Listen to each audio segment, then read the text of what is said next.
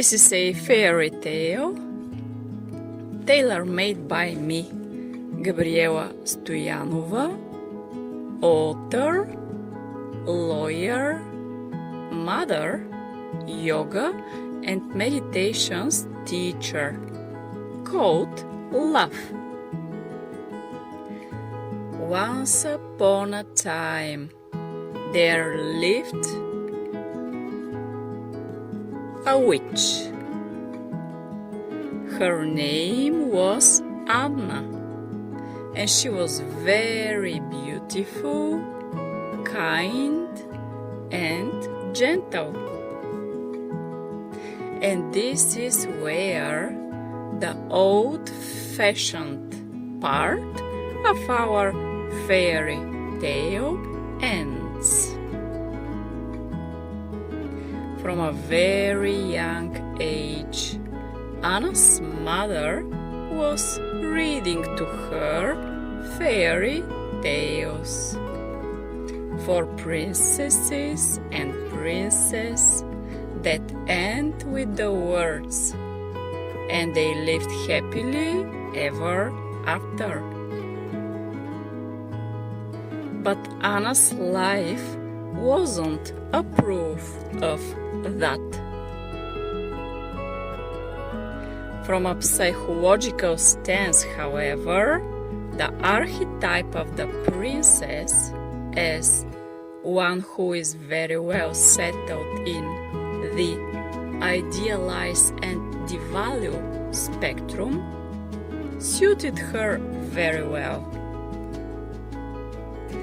One who fantasizes, who loves idealized version of her partner, who is unable to see her partner as a human being with flaws and imperfections, and one who meets with the reality every now and then and goes to the other end, where the partner turns out to be a frog.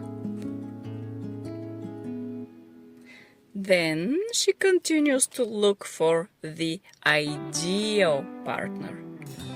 Ideal prince, you can bet, will never be met, because the universe requires from this archetype just few small things.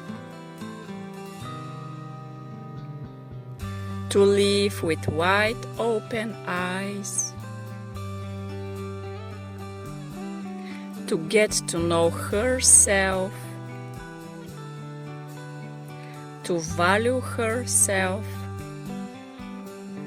to be grateful, to get out of the tower and meet with real life, and lastly,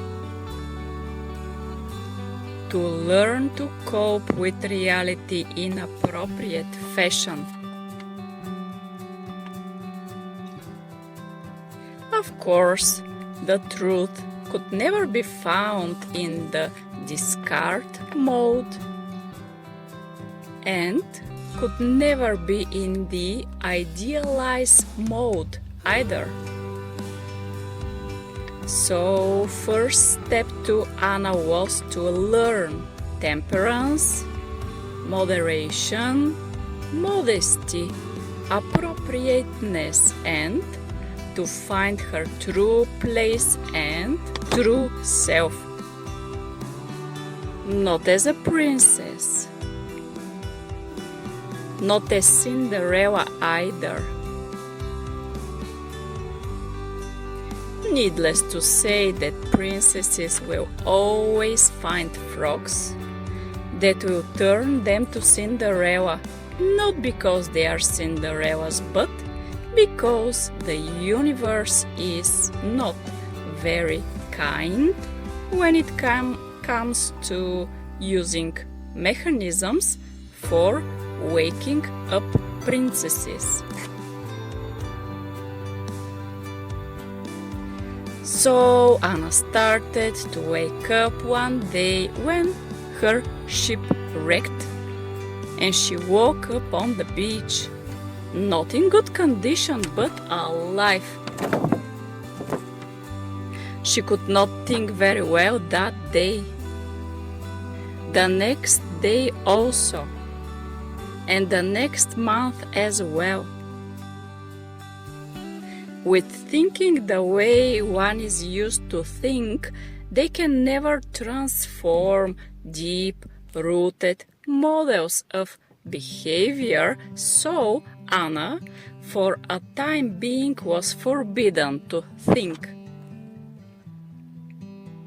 She had to trust methods never trusted before and people who knew how to cope with shipwrecks and who knew how to swim. People who knew the value of being alive and people who knew how to stay strong amidst storms.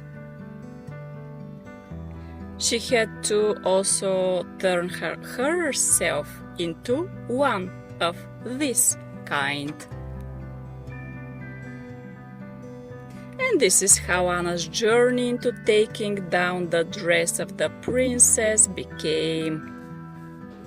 She had to choose a new dress and a new life, one in synchrony with her new shining self. To remind her of which she wrote this. A dress. It is a time that the tailor makes a dress, as shiny as the starry night, as bright as the glow of the moon, and as soft as wool. A dress that splashes like waterfall, one that goes down like a river, running as fast as a child that has reached home after being too long afar.